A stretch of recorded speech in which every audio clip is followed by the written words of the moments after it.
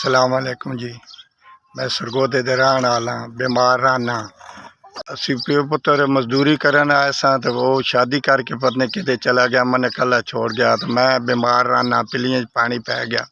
सरगोदे रहण वाला मैं हुण करनों मजबूर हाँ, दवाई वास्ते भी मजबूर हाँ, दवाई भी ना लै सकदा, किराए ते रहना। मेरे गोडे पानी पै गया, दूआ बीमारी की वजह तो मैं काम भी ना कर सकदा, ना दवाई लै सकदा, मजबूर हाँ। मेरी मदद करो।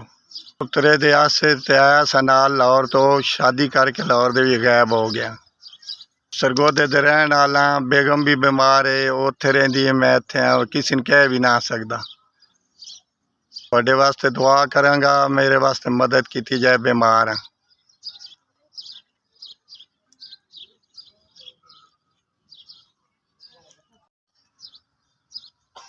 अस्सलाम वालेकुम जी। तुस मेरी मदद की, अल्लाह ताला तुहाडी जिंदगी देवे, अल्लाह ताला तुहानू खुश रखे। तुस मैंने 5000 रुपया दे, अल्लाह ताला तुहानू कामयाबियां देवे, अल्लाह ताला तुहानू इंज ही देवे। तुसी लोगों की मदद करी रखो, गरीब दी रहम करो।